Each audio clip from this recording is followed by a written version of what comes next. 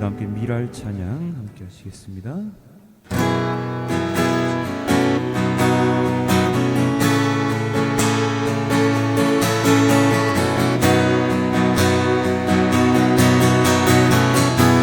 세상을 구원하기 위해 세상을 구원하기 위해 흘려야 할 피가 필요하다면 죄를 대신하기 위해 예수님 마음 필요하시다면 내 생명 제단 위에 드리리 주 영광 위해 사용하소서. 생명이 또 다른 생명 낳고 주님 볼 수 있다면 나의 삶과 죽음도 아낌없이 드리리. 죽어야 다시 사는 그의 말씀 믿으며 하늘의 미랄 되어 썩어지리니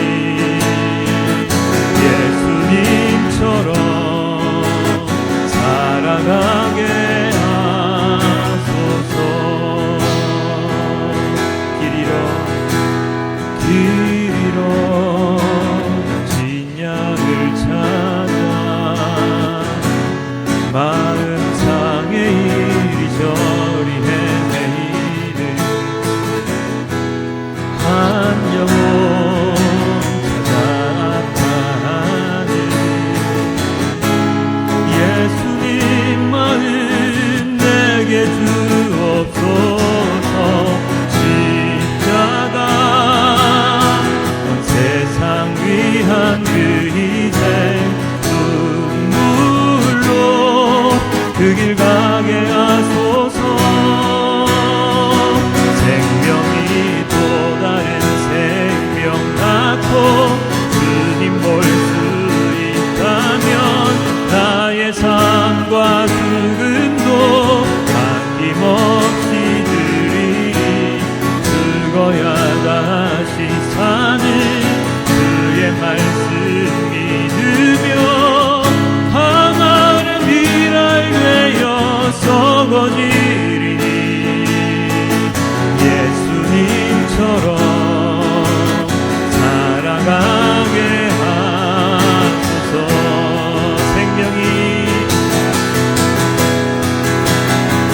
생명이 또 다른 생명 낳고 주님 볼 수 있다면 나의 삶과 죽음도 아낌없이 드리리. 죽어야 다시 사는 그의 말씀 믿으며 하늘의 미랄 되어 썩어지리니 예수님처럼 살아가게 하소서. 우리 지난 주간 오늘은 사순절 5번째 주일입니다. 맞습니까? 그리고 다음 주는 무슨 주일입니까? 다음 주는 종려주일이자 고난주일이죠. 예수님께서 십자가에 못 박히실 때까지가 이제 얼마 남지를 않았습니다. 많은 사회 가운데서 고난을 받으시면서도 예수님께서는 자신의 일을 멈추지 않고 지금 계속해서 달려가고 계신 그러한 순간이죠. 그러한 예수님의 모습을 생각하면서 오늘도 주님의 말씀을 듣도록 하겠습니다. 오늘의 예레미야서 본문은 하나님께서 이스라엘 백성에게 심판을 선포하시는 장면으로 시작을 합니다. 당시 이스라엘 백성들은 하나님을 섬기는 일보다 이방 신들을 섬기는 일에 더 분주했다고 하는데요. 그래서 그들의 폐악, 즉 하나님께 불순종하는 모습이 극에 달했다고 합니다. 이 와중에서도 그들은 하나님께서 계시는 예루살렘 성전을 꼭 무슨 부적인 것처럼 그곳만은 어떤 세력에 의해서도 어떠한 힘에 의해서도 무너지지 않으리라라는 그러한 믿음을 가지고 있었습니다. 오늘 본문에는 나오지 않지만 예레미야서 7장 4절에 보면 이렇게 나와 있습니다. 너희는 이것이 여호와의 성전이라 여호와의 성전이라 여호와의 성전이라 하는 거짓말을 믿지 말라. 이것이 여호와의 성전이라 하는 말 몇 번이나 반복했습니까? 한 번, 두 번, 세 번이나 반복을 하지요. 이렇게 세 번을 반복하면서 자기 자신들에게 주수를 외우는 겁니다. 아, 난 여기 있으면은 언제나 안전할 거야, 안전할 거야, 안전할 거야. 이렇게 주문을 외우는 것과 마찬가지였죠. 그런데 이렇게 여호와의 성전이라 여호와의 성전이라 성전이라 말하는 유대인들에게 하나님께서는 이렇게 얘기를 하십니다. 9에서 10절인데요.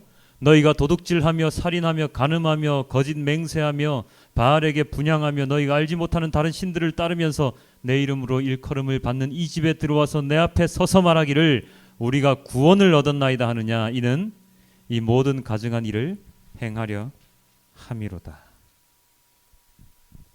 이 구절을 딱 보면은요, 제가 어떤 영화의 한 장면이 딱 생각이 나는데 굉장히 오래된 영화입니다. 우리 젊은이들은 모를 수 있는 영화인데 투캅스라는 영화가 있습니다. 주인공이 누구였습니까? 안성기 씨와 박중훈 씨가 주인공이었는데 전체적인 내용에 대한 기억은 지금 전혀 나지 않는데요. 그 영화를 본 이후로 제 머릿속에서 떠나지 않는 장면이 딱 한 장면이 있습니다. 뭐냐면 안성기가 어떤 인물인지 혹시 아시죠? 부패 경찰입니다. 굉장히 부패한 경찰인데 그래서 평일날 맨날 돌아다니면서 자기 구역에 있는 사람들한테 뇌물, 와이로 막 받아 챙기고 뭐 사건 터지면 돈 받아서 사건 무마해주고 이런 사람이었는데 그가 딱 하루 정말로 좋은 행동을 하는 날이 딱 언제냐면 주일입니다. 주일날 교회에 아주 예쁘게 차려입고 자기 와이프와 함께 주일날 가서 거기 앉아서 주님 제가 지난 한 주간 지은 죄 모든 것을 사하여 주십시오 이렇게 하면서 용서를 비는 장면이 나옵니다.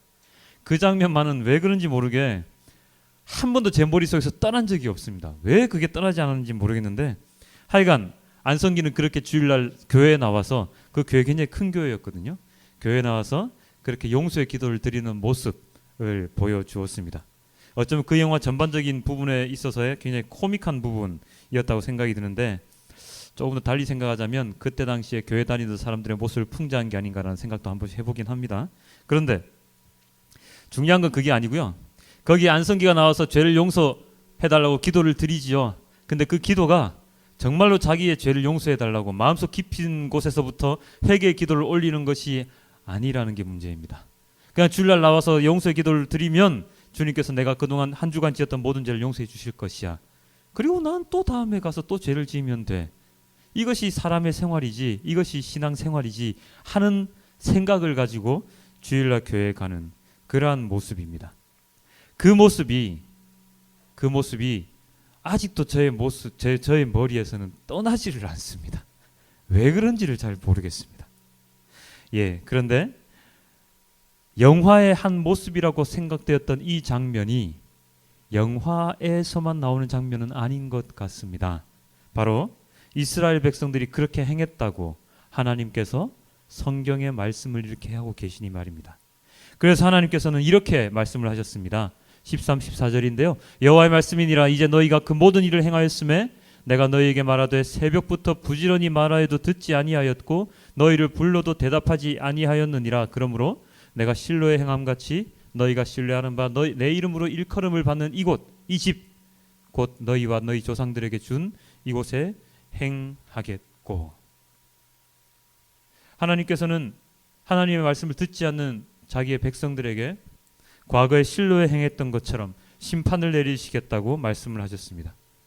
실로를 멸하신 것처럼 너희도 멸하겠다라고 이야기를 하시는 것인데요.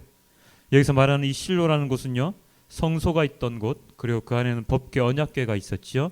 그래서 하나님께 제사를 드리는 그러한 곳이었습니다. 지금으로 그 당시로 치자면 예루살렘 성전과 같은 그러한 곳이었는데요. 실로는 외세, 즉 그 당시에 블레셋이라는 나라의 침략을 받아서 멸망을 합니다.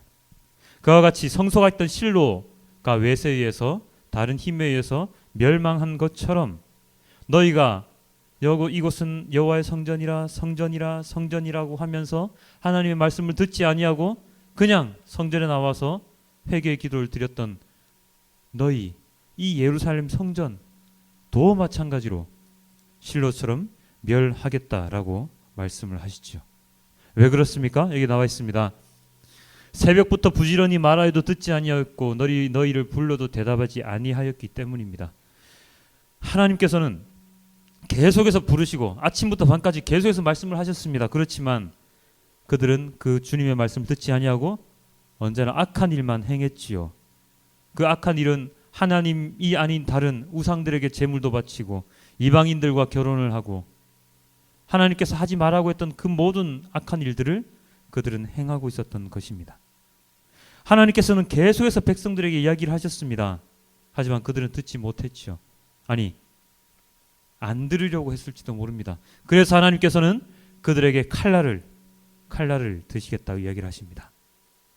하지만 예레미야 선지자의 이 멸망 심판에 대한 선포도 이 백성들은 듣지를 않았습니다.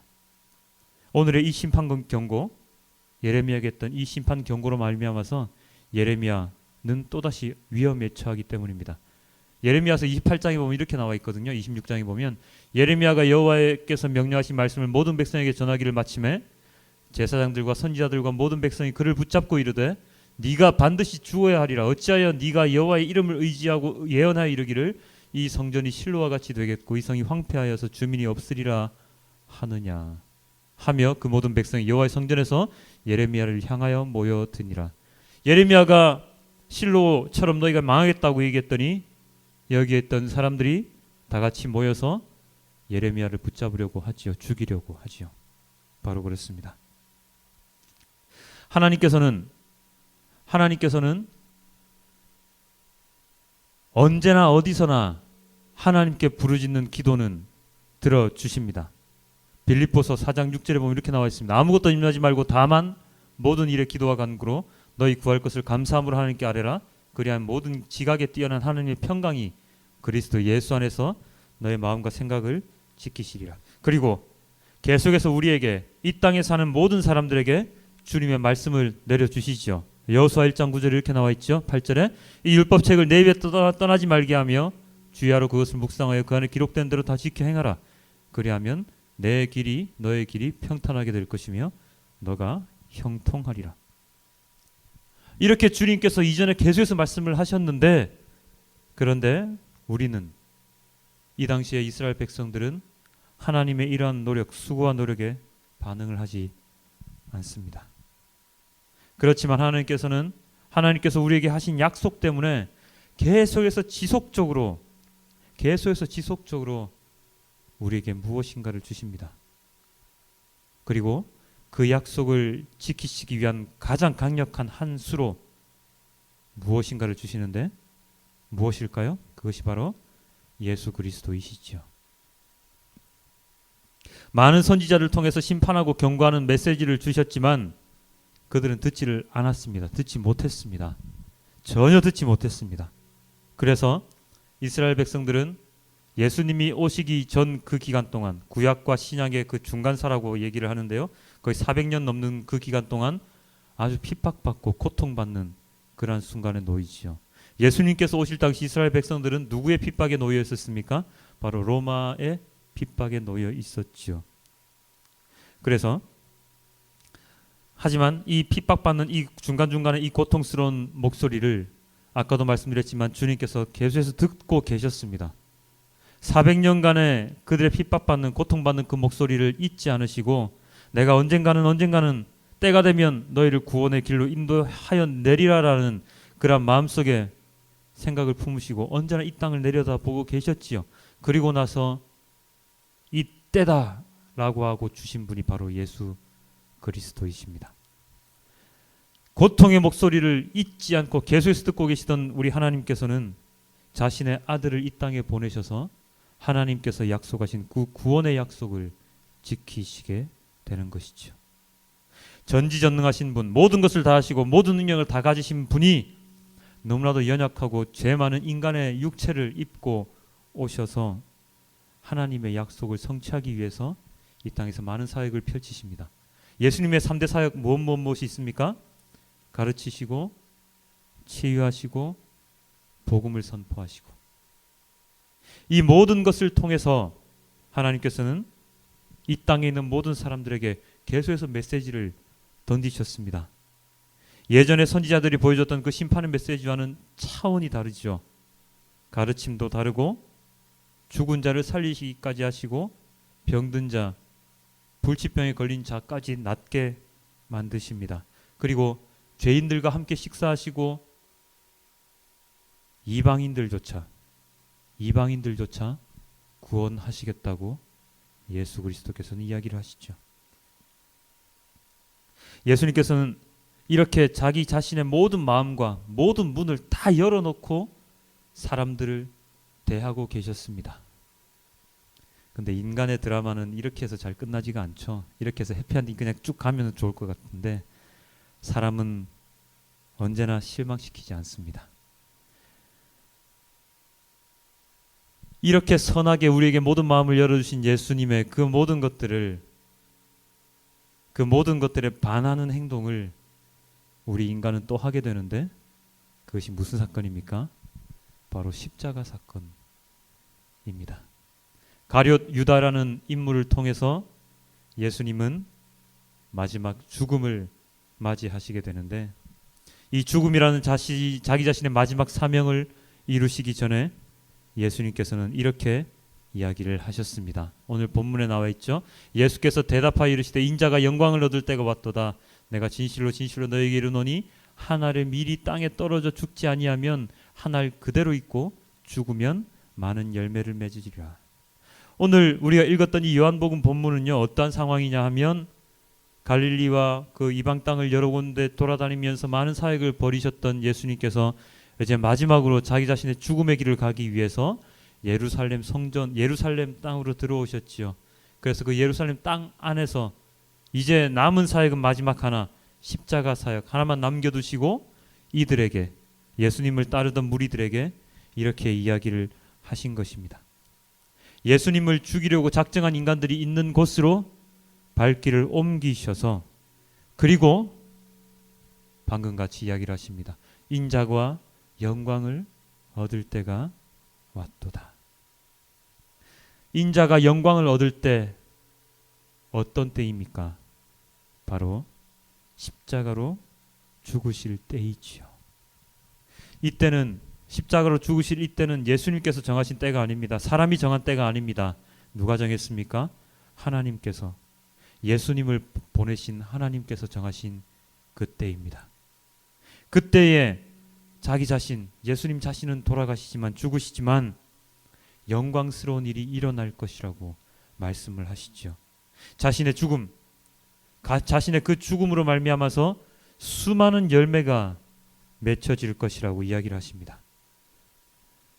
예수님의 죽음은 그냥 인간 한 명, 한 인간의 죽음이 아닙니다. 그 죽음은 인간 구원의 퍼즐을 완성하는 마지막 한 조각이고요. 그리고 그 죽음의 본을 따라서 인간들도 자신을 희생시킴으로써 또 다른 많은 열매를 맺기를 원하시는, 또 다른 구원의 열매를 맺기를 원하시는 하나님의 염원이, 하나님의 원리가 담겨있는 그러한 죽음입니다. 그리고 나서 예수님께서는 이런 말도 하셨습니다. 자기의 생명을 사랑하는 자는 잃어버릴 것이요 이 세상에서 자기의 생명을 미워하는 자는 영생하도록 보존하리라. 자기 생명을 사랑하는 자, 그는 이 세상에서 자기의 삶을 너무나도 사랑하기 때문에 이기적이고 자기중심적으로 살아가는 사람입니다.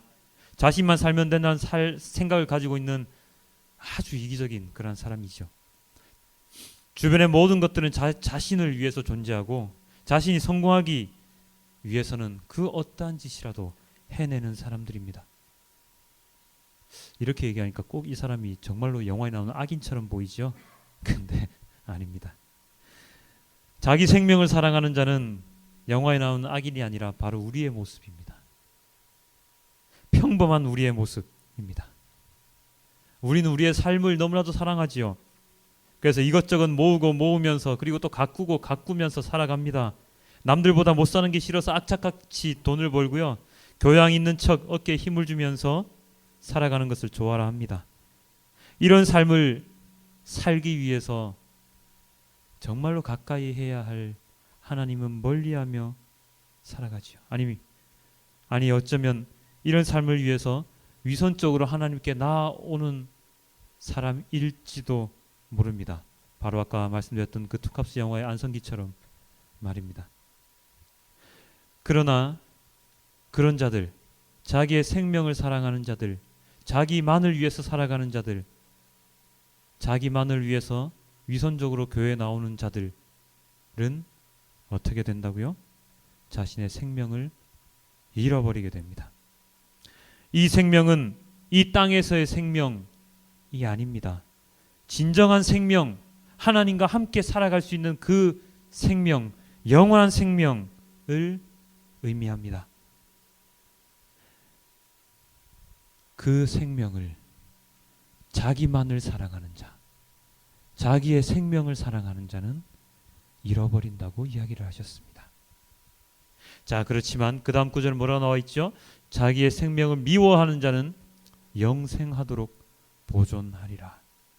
자기의 생명을 미워하는 자는 어떤 사람입니까? 이 세상에서 잘 살기 위해서 행하는 모든 인간적인 행위들을 미워하고 그 모든 것들을 거부하고 거기에 대한 미련을 가지고 있지 않는 그러한 사람입니다. 그러한 사람은 하나님의 영광을 누리게 됩니다. 바로 이 말씀이 오늘 본문의 키포인트입니다. 자기의 삶에 미련을 두지 않는 삶, 하나님께서 우리에게 주신 사명을 잘 지키며 이루면서 살아가는 그러한 삶, 이 삶을 예수님께서는 우리에게 요구하시지요. 예수님께서는 이렇게 말씀하십니다. 지금 내 마음이 괴로우니 무슨 말을 하여야 할까? 아버지, 이 시간을 벗어나게 하여 주십시오 하고 말할까? 아니다. 나는 바로 이 일 때문에 이 때에 왔다. 자신이 십자가에 못 박히는 고난을 예수님은 아시고 오셨습니다. 그 고통이 얼마나 힘든지도 아시지요. 인간이 육체로 오셨기 때문에 인간이 느끼는 모든 육체적인 고통을 다 겪으시기 때문입니다. 십자가 형벌은 그 당시에 가장 심한, 가장 무서운 형벌이었습니다. 한 번에 목숨을 앗아가는 것이 아니라 그 육체의 모든 물과 모든 피가 마를 때까지 놔두는 그러한 형벌이었기 때문이죠. 가장 고통스러운 형벌이었습니다. 그냥 십자가에 못 박힙니까? 아니죠. 십자가에 못 박히기 전에 수많은 채찍질, 고난을 당하지요. 그리고 자기가 매달릴 십자가를 자기가 지고 가야 합니다. 그리고 나서 십자가에 매달려서 몸의 모든 물과 피가 빠질 때까지 그런 고통을 지니는 형벌입니다. 이 모든 과정을 예수님께서는 알고 계셨습니다. 그래서 이 모든 고통을 아버지, 저 좀 안 겪게 해주십시오. 아버지, 이 시간을 벗어나게 해주십시오 라고 말하면서 예수님께서 이 고통에서 벗어나시려고 했다면 어떻게 되는 일일까요? 하나님께서 세우셨던 모든 계획이 수포로 돌아가지요. 인간이 구원을 받을 수 있는 기회를 잃어버리게 되는 것입니다. 여러분이 죄 가운데 살아가는데 옛날처럼 제사장이 있고 그 제사장에게 제물을 갖다 바쳐서 그 제물로 인해서 죄를 씻음을 받은 그러한 시대로 계속해서 살아가야 된다는 것이죠. 특히나 우린 이방인들이기 때문에 그런 기회도 없었을지 모릅니다. 그렇지만 예수님께서는 그렇게 하지 않으셨습니다. 아니다. 나는 바로 이 일 때문에 왔다. 내가 이 땅에 온 이유가 바로 이 일 때문에 하나님께서 정해주신 이때에 내가 온 것이야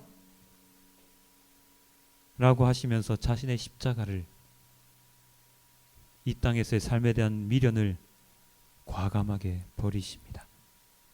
자신의 죽음을 통해서 열매 맺게 될, 구원받게 될 수많은 생명들을 위해서 말입니다. 이 모든 것은 하나님의 영광을 드러낼 소중한 사역입니다. 이 다음 구절 이렇게 나와 있습니다. 아버지의 이름을 영광스럽게 드러내십시오. 그때 하늘에서 소리가 들려왔다. 내가 이미 영광되게 하였고 앞으로도 영광되게 하겠다. 예수님의 탄생과 사역, 죽음과 부활은 한 인간의 일이 아니라 하나님의 일입니다. 그 누구도 거역할 수 없는 하나님의 일이지요. 이것을 위해서 예수님께서는 이 땅에 오셨고, 그리고 이 모든 메시지를 들은 제자들과 그리스도인들이 듣고 보고 배운 것을 듣지 못하고 보지 못하고 배우지 못한 사람들에게 전하는 그러한 임무를 전해주셨습니다. 내가 잘나서가 아니라 내가 잘나서 받은 그러한 사명이 아닙니다. 예수님께서 오시기 전까지는 특별한 사람들이 이러한 일을 했었지요. 중재자 일, 아까 제가 말씀드렸던 그 제사장들, 대제사장들만이 하나님과 만날 수가 있었습니다. 그러나 예수님의 이 십자가 사역 이후에는 모든 이들이 이러한 일을 할 수 있습니다. 누구를 통해서요? 예수님을 통해서요. 예수님을 통해서 하나님 아버지를 우리는 만날 수 있습니다. 그것을 하게 만드신 예수님, 제사장으로서의 임무를, 마지막 임무를 과감하게 들이시고 자기 자신을 마지막 제물로서 단 한 번에 들이신 그 예수님이 계셨기 때문에 가능한 일이죠.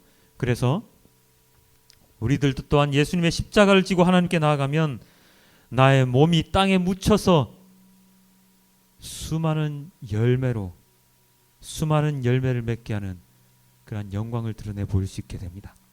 그래서 한 명의 목숨, 생명이 너무나도 소중한 것이죠. 세상에 태어나는 모든 사람들은 바로 이와 똑같은 임무를 가지고 태어납니다. 그것을 잘 수행하느냐 수행하지 못하느냐의 차이가 있을 뿐입니다. 그 사명을 받느냐 받지 않느냐 거부하느냐의 차이가 있을 뿐입니다. 예수님께서 이 잔을 치워주세요, 저는 더 이상 못하겠습니다 라고 말씀을 하셨으면 이 모든 것들이 어긋나겠지만 그 잔을 받아 마시시고 하나님의 모든 계획을 완성시키셨지요.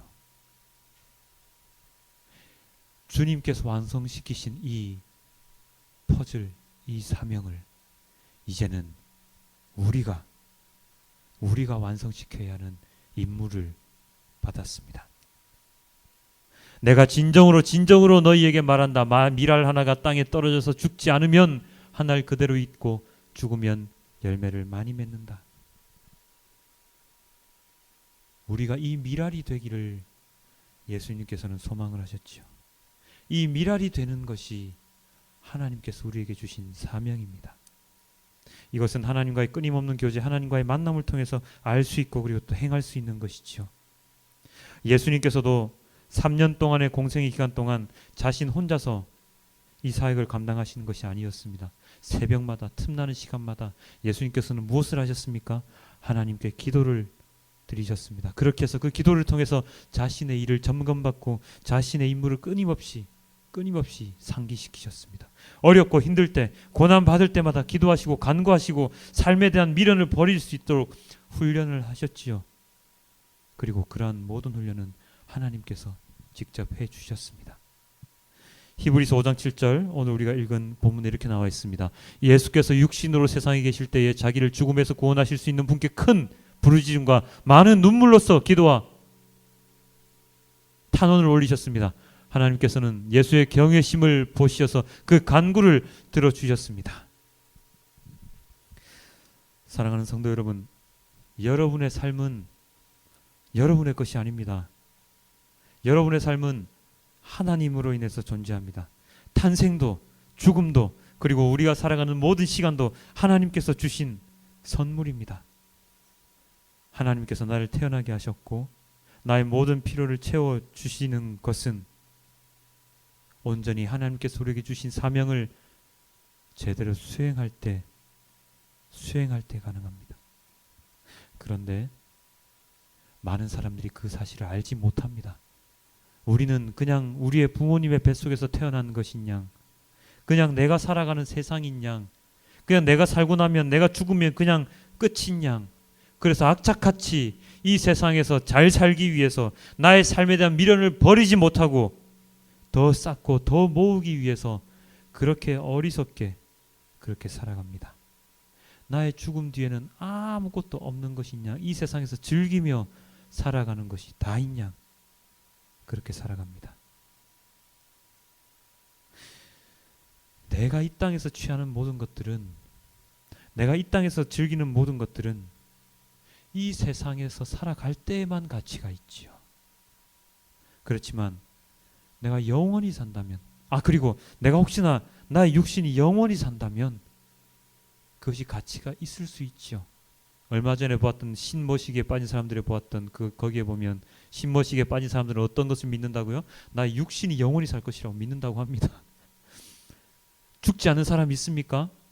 만약에 죽지 않는 사람이 있다면 이 땅에서 모으는 그 모든 것이 가치가 있지요. 하지만 이 세상에 태어난 모든 사람들은 죽습니다. 그거는 하나님이 가르쳐 주시지 않아도 우리가 경험상으로 알 수 있는 것이죠. 반드시 죽게 되어 있는 이 땅의 이 삶, 이 생명 때문에 우리가 정말로 가져야 할, 우리가 정말로 추구해야 할 그 하나님의 것을 버리고 살아간다면 얼마나 어리석은 일입니까? 그렇기 때문에 하나님께서는 지금도 저에게 그리고 여러분에게 하나님의 말씀을 전해주시죠. 이 말씀을 온전히 받고 순종하며 살아가면 이 땅에서의 삶보다도 더욱더 가치 있는 삶, 더욱더 값진 삶, 하나님과 함께하는 삶, 하나님께서 주신 그 사명을 더욱더 중요시하게 여기며 살아간다면 수많은 열매를 맺을 수 있는 그 영광을 우리에게 주시겠다고 지금 이 시간 우리에게 말씀을 하시는 것이죠. 내가 죽음으로 인해서 주위의 동료들을 살린 수많은 위인들이 있지 않습니까? 이수신 장군을 비롯해서 폭탄을 자기 몸으로 덮어서 주위에 있던 자기 사병들을 살린 그 장군, 그런 사람도 있었고요. 얼마나 많이 있습니까? 살신성인으로 자기 친구의 생명을 살린 너무나도 많은 사람들이 있습니다. 그들이 그리스도인들이건 아니건 정말로 위대한 사람들입니다. 하나님께서는 그런 사람들을 진정한 의인으로 말씀을 하셨습니다. 친구를 위하여 목숨을 잃는 것만큼 큰 사랑은 없다고 말씀하셨지요. 이렇게 나와 있습니다. 사람이 친구를 위하여 자기 목숨을 버리면 이보다 더 큰 사랑이 없나니. 바로 우리를 친구로 여기시고 자기의 목숨을 기꺼이 내주신 예수님의 모습, 이 바로 주님께서 말씀하신 가장 위대한 사랑을 실천하신 모습입니다. 그러한 모습을 우리가 본받아야 하는 것이죠. 하나님의 말씀, 하나님의 계획을 성공적으로 실현하기 위해서 충성된 삶을 사셨던 예수님의 모습을 우리는 본받아야 합니다. 이 땅에서의 삶은 우리의 것이 아님을 우리는 잊지 않고 살아야 합니다.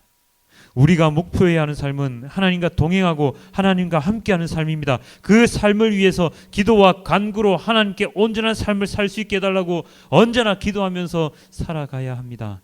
우리의 힘이 아닌 하나님의 능력으로 우리가 살아갈 수 있음을 또한 깨달아야 합니다. 땅에 떨어진 한 알의 밀알이 썩지 아니하면 그 밀알은 그냥 한 알의 밀알일 뿐이지만 그 밀알이 땅에 떨어져 썩으면 그 한 알의 밀알이 수십만 수백만 열매를 맺게 된다는 아주 단순한 이 진리, 아주 단순한 이 진리를 우리 마음속에 품고 살아가야 할 것입니다. 내 한 몸, 나 한 몸 그냥 온전하게 보존하고자 하면 나는 그냥 나 한 몸이지만 나 한 몸을 던져서 다른 사람들을 위해서 나의 한 몸을 던지면 나로 인하여 살아난 많은 생명들이 똑같이 더욱더 많은 생명들을 살아나게 할 것이기 때문입니다. 이것을 이번 한 주간 잊지 않고 살아가시는 여러분들이 되시길 주님께 기도드립니다. 마지막으로 다윗이 범죄했지요. 유부녀를 겁탈을 하여서 하나님 앞에 범죄하고 나서 나단이 그에게 당신이 범죄한 자입니다 이야기하였을 때 고백했던 다윗의 그 기도를 함께 읽으시면서 오늘의 말씀을 마치겠습니다. 다 함께 읽겠습니다. 주의 얼굴을 내 죄에서 돌이키시고 내 모든 죄악을 지워 주소서. 하나님이여 내 속에 정한 마음을 창조하시고 내 안에 정직한 영을 새롭게 하소서. 나를 주 앞에서 쫓아내지 마시며 주의 성령을 내게서 거두지 마소서. 주의 구원의 즐거움을 내게 회복시켜 주시고 자원하는 심령을 주사 나를 붙드소서. 아멘.